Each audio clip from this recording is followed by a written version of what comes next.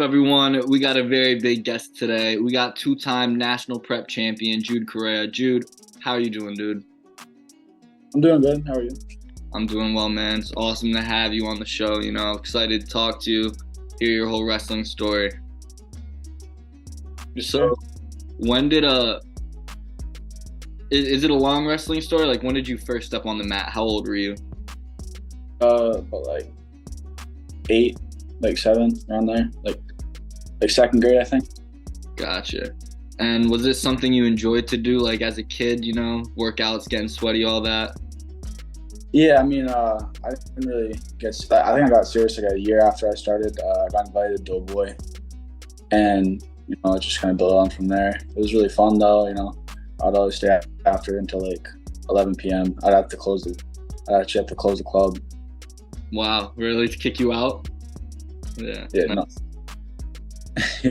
They gave me a key. No, keep going. They eventually just gave me a key so I could lock it because it's like I would just close the club for the night. Nice, Yeah. yeah.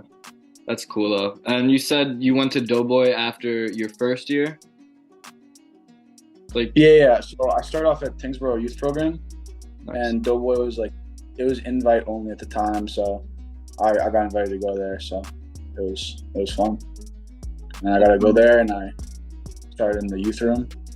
And I was doing like the middle school room like after like a year because I was pretty big. I was probably like 80, 90 pounds, and I was like in like second and third grade. So Gotcha. yeah. So when you started taking it seriously, is that also when you started to travel out of state and out of region to the tougher competitions? Yeah, so when I was in like third grade, I'd start driving down to like New York, Pennsylvania, and Jersey. And once I started, I was down there like every weekend wrestling, competing against some of the better kids.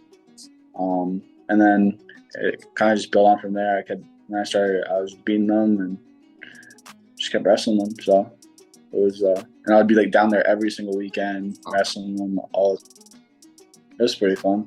My dad actually got like a 15-passenger van just to drive down there and bring some of my friends there too, like Julian Rios and all of them. So Cool. it was fun.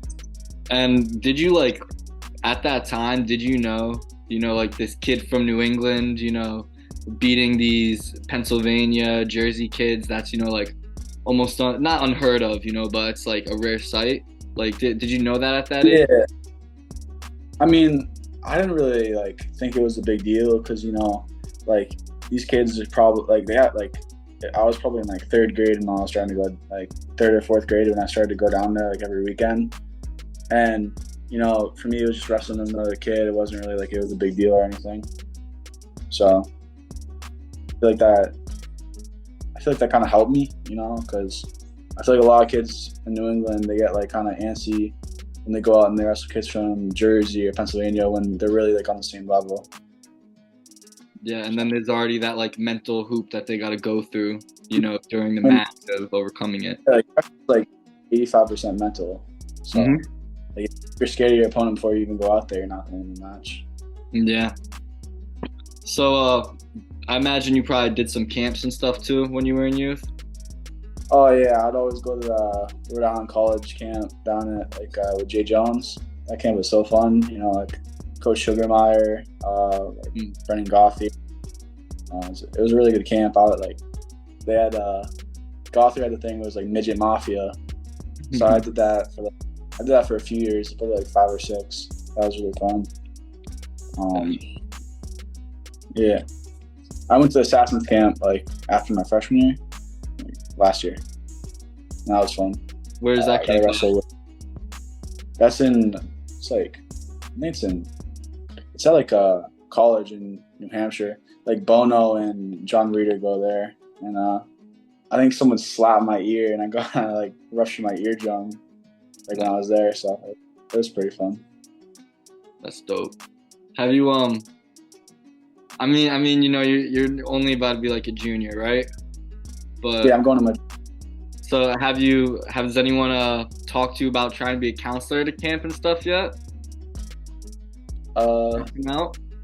Like I've helped out at the Logan's Rascals camp at Doughboy for a while. I didn't really do anything this year, because I broke my calf like a few weeks ago. But So you're still healing? yeah, like I'm probably like a few weeks out from getting on the mat, like 2 or 3, something like that. Gotcha. You know, so yeah. So then, I got hurt like. when did you get hurt? Or Like, how did you get hurt? Was it on the mat? No, I was actually at the beach. Oh. You know, I've actually never got hurt on the mat. But I went to the beach and like I stepped in a hole in the sand and I broke my calf. So right now it's already like healed and I'm just doing like PT to make my calf muscle stronger. So It's good. Yeah. So by November, hopefully. Oh no, I'll be back in I'll probably be back like early October. Awesome. Or like late September, around there. Great. That's good, dude. The sooner you're on the mat, the better, Yeah, I really want to make Super League 2 again because I won it last year. Mm-hmm. And that's in October, right? Like usually mid-October, something like that? Yeah, October 15th, October 14th, around there. So I just want to know, too, is like, when you were in middle school and stuff, like, when did you start getting hit up by high schools? Oh, so, like, with Wyoming Seminary? Yeah. So, when I was probably in, like, 5th grade, it was, like, the first time I visited Wyoming Seminary, because they had the coach, 5th grade? Wow. Scott Green, the guy. And real quick, do you know if it was, like, a specific tournament that you participated in that put you on the map, or? I mean, I started going to like all the Tulsas, and I think I won Super 32 that year. And against like, I visited back to Super 32. Yeah. So I visited Sem in like 2017. Wow. And like they recruited me for a long time, and then the coach became a coach at Army West Point, and so now we have a new head coach. Like the year I came in, but the old coach was for a long time, so I just ended up going. And were there were any other schools trying to recruit you as hard as Sem? Yeah, like imagine Blair probably. Yeah, like Blair, like Northfield, Mount Herman, and like those are just like the 3 schools that I was really considering. So yeah, it was pretty cool. And what was it? You mentioned the coach a little bit about Sem, but like, was it the campus that stood out to you too, or was it just strictly like the coach, the team, the culture? I love it. Well, it's like Wyoming Seminary is like it's a smaller school. It's not really like that many people. It's probably like 300 kids, 400 kids like in the school total. Wow, I didn't realize that. Yeah, and like probably like over 50% of the kids are boarders, and and like 90% of the boarders are wrestlers. So it's like kind of an easy atmosphere for everyone there. Yeah, that's dope. So turned out to be good. Definitely probably feels like a second home to you at this point, Yeah, definitely. I'm staying there most of the year, but I'm from New Hampshire. I still live in New Hampshire. Go to Doughboy whenever I'm on break. So you know your roots. Yeah. Like that's awesome. Like Sam didn't want me to go there because they thought they could make me good. They wanted me there because I was good. Like Doughboy made me good. So. Yeah. Props to Doughboy. Yeah. So, stepping onto the mat your freshman year, for Wyoming Seminary, powerhouse team, did you have any nerves at all, being a freshman, wrestling at a little higher weight class, So, it was actually my parents and my coaches, like they were kind of like they like talked me, they're like, you're only a freshman, there's not really pressure on you to start. But when I came in there, like it was just me at 182. And, I had a teammate at 70, a teammate at 95. I had to wrestle off for 190. I won the 190 spot. And then, I kind of made room for myself. Like people weren't expecting me to be a starter like my freshman year, but I just kind of made it happen. A lot of people when I went there, a lot of people were like, "Oh, this kid's from New Hampshire." They weren't really expecting much. But I think after Super 2, I got 4th my freshman year. And then they were like, "Oh, well, this kid's actually pretty solid." And then it wasn't really surprising from there for them. So, and then like you said, people weren't even really expecting you to start, and then you go out and you win the national preps.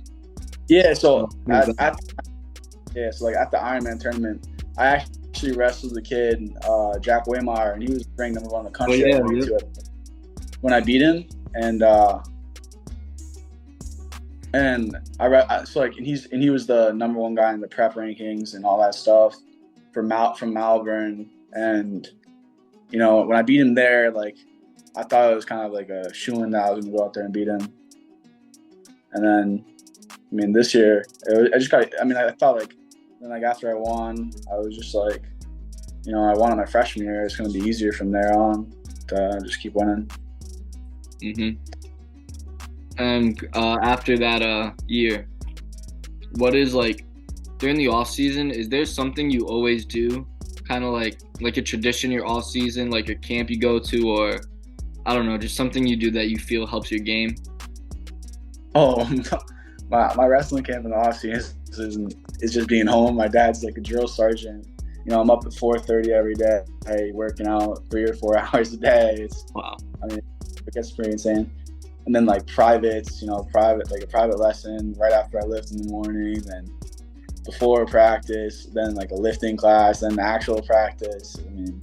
My dad, he definitely puts me through the ringer, just always busy when I'm home. Yeah, that's good. You got a big supporter like that in your corner under the same roof as you, Getting woken up at 4:30 every day. I barely get to sleep, so I usually sleep most of the day because I have to. I go to practice. Practice ends at 11 o'clock, and then wake up at 4:30. It's probably a few hours of sleep there, and then I get back from the gym, got to work out. So it's just getting in sleep is the toughest part of the day. Yeah. So then, going into your sophomore year, did you feel like there was some pressure on you, a little bit of spotlight on you? You got Flo writing about you, you got Willie talking about you now. Did you feel any there was a target on your back? I have to win this year.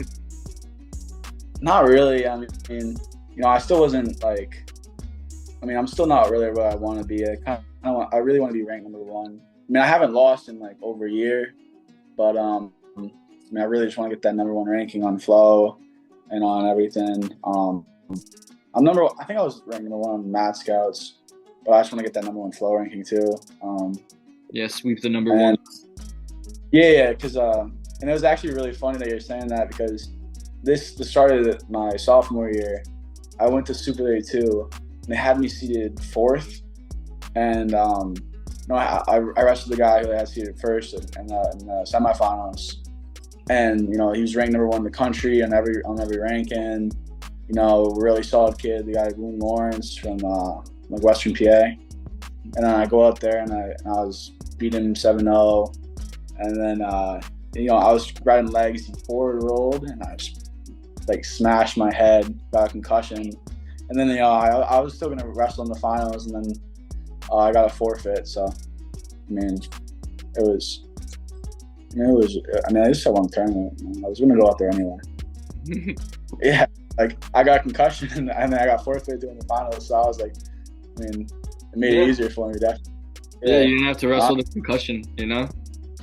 Yeah. I mean, like I would have my like Yeah, you would have, but I, then you would have gotten I, CTE. yeah. Yeah. So I got the concussion, and I was like on the mat. I got knocked out, and my coach came over, Mike Marshall, and I was just like telling, and like the concussion pro people came over, and I was like, oh, I'm okay, and so like, and I had like 30 seconds left in the match. I'm winning by 7.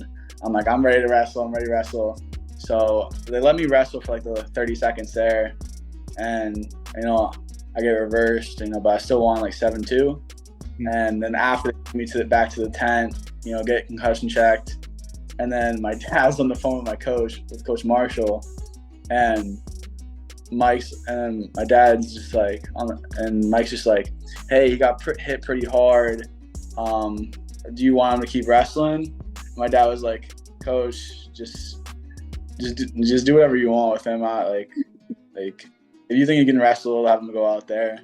So then like my coach came over and he just told me to get out of the tent. So then I got out, laid down, iced my head, and then I got called to the top of the tournament, and they were like, "You're getting a forfeit in the finals."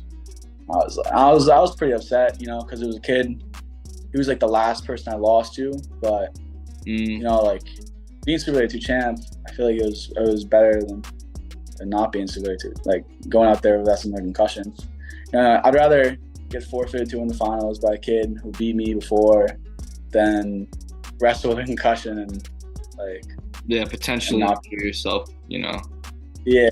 Like, I think I had the right thing, or had the right mindset. Yeah. Man, I thought it was just like whatever. Yeah. But you won. Win's a win.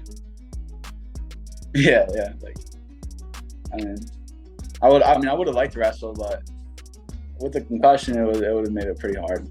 Yeah, dude, you might have been out there seeing, 3 of your opponents or something, depending on how bad it was.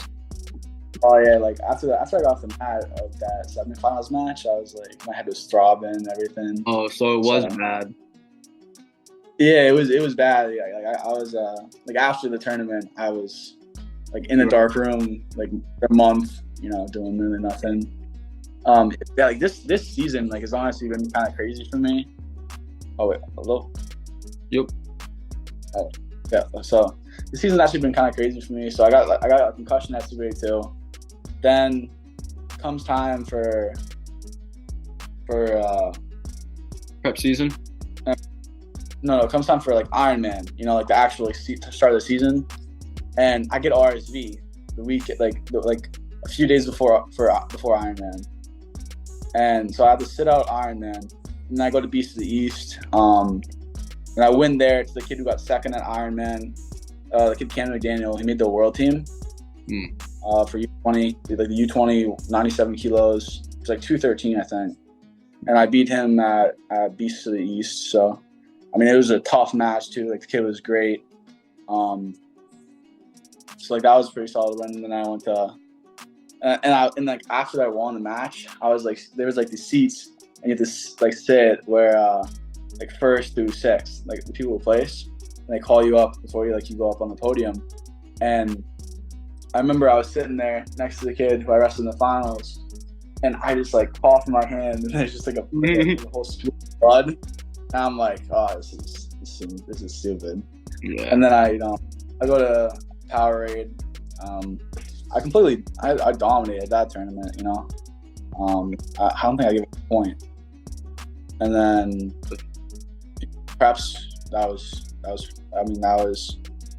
had some good matches with like Nate Taylor and national preps. Yeah, dude. How many? I imagine you wrestled Nate Taylor before, I've wrestled him a million times. Yeah. I love the kid. He's a really nice kid. I've wrestled him about a million times. I feel like, it's hard to wrestle someone when you wrestle them a million times. Like the kid knows, like everyone, like I know how he wrestles. He knows how I wrestle. But like, he's a really nice kid. Our families, I feel like our parents like talk, and it's just like, it was a shame that I had to wrestle in the finals. But But then I again, had to go. for someone like me, being from the outside, I'm seeing like, wow, two New England kids in the finals. Yeah, That's awesome. yeah, it's awesome.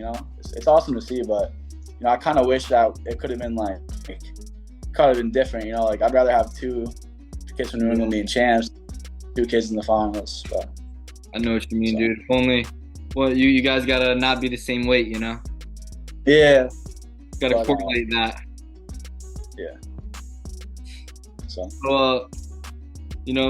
what can we expect from the rest of your high school career? You're 2 for 2 so far. It's just the goal, just keep doing what you're doing. Goals to be 4 for 4.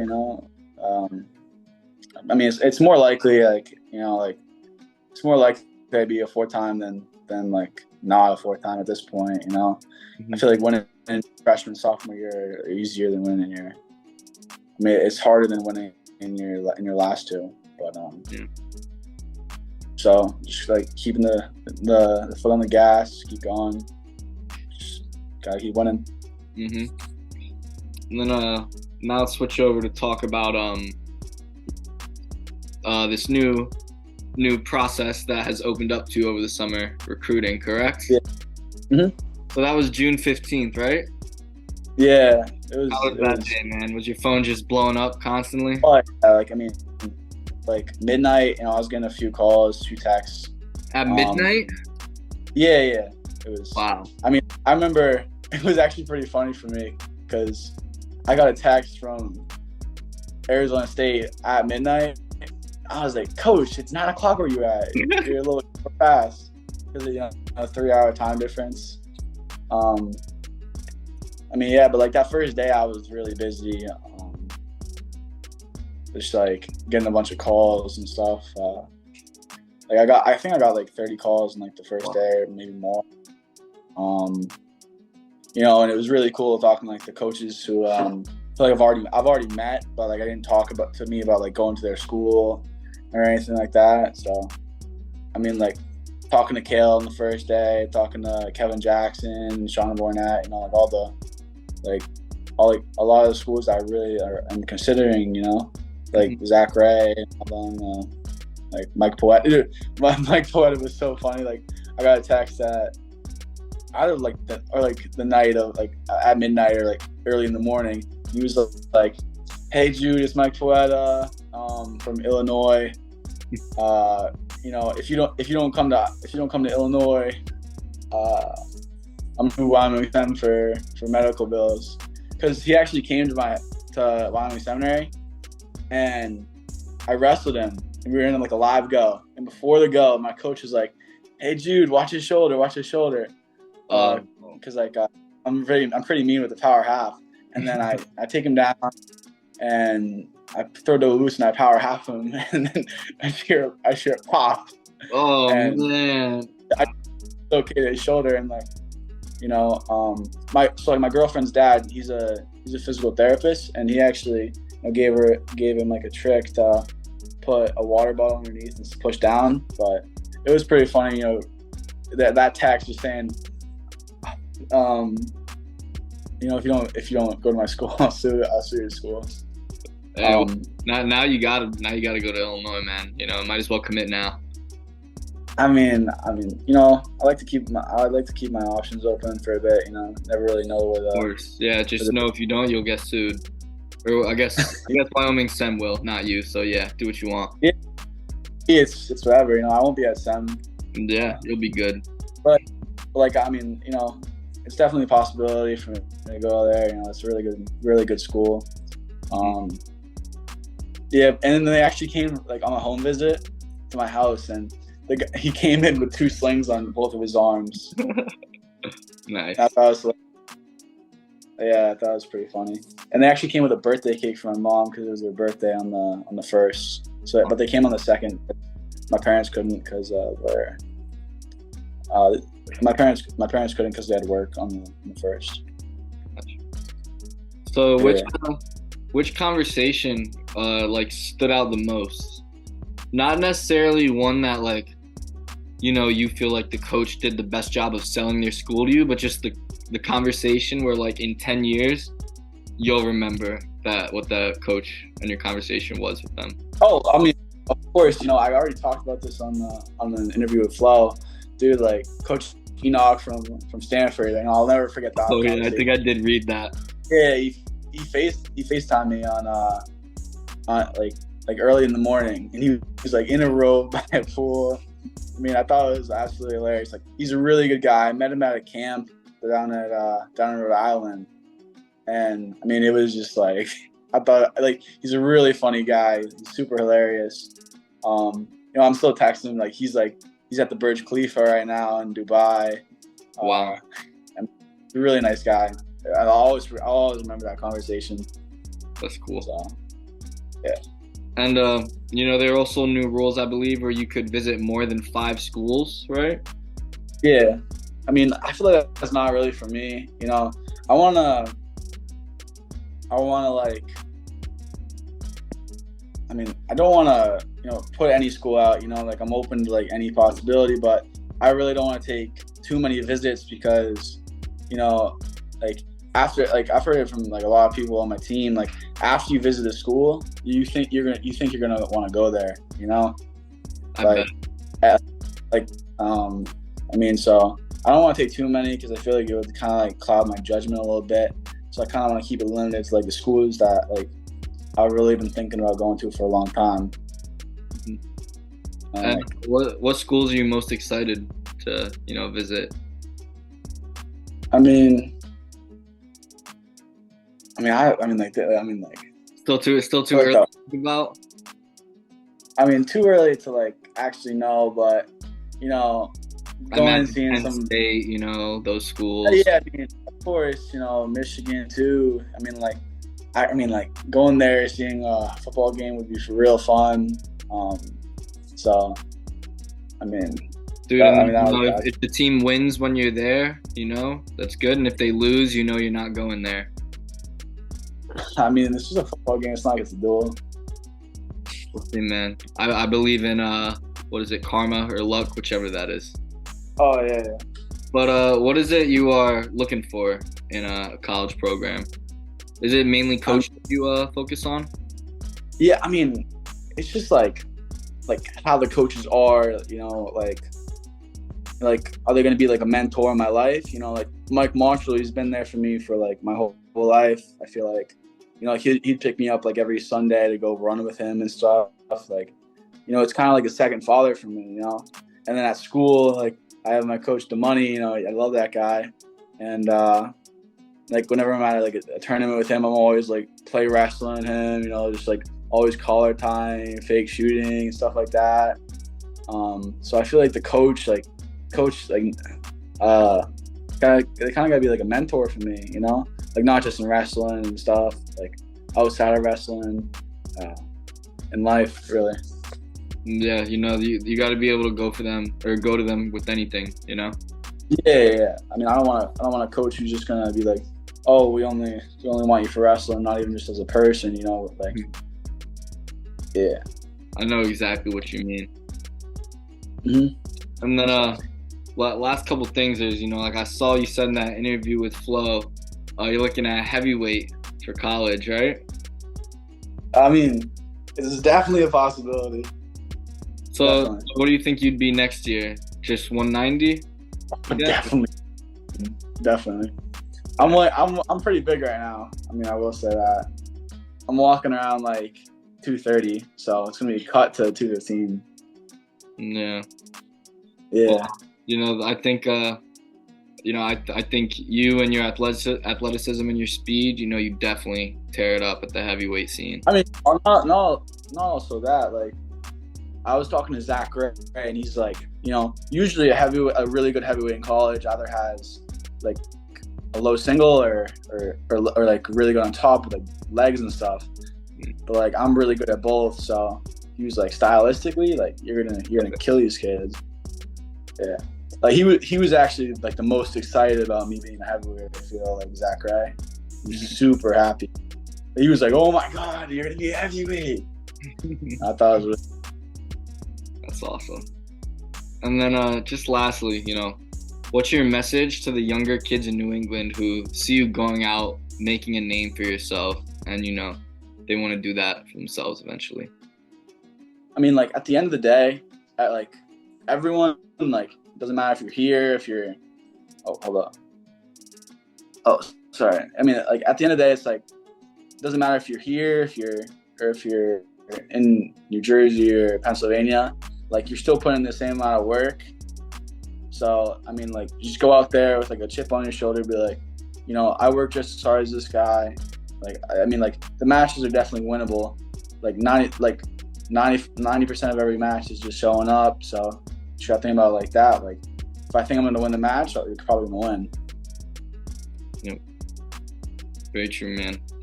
I like that. Yeah. Is there anything else you want to touch on real quick?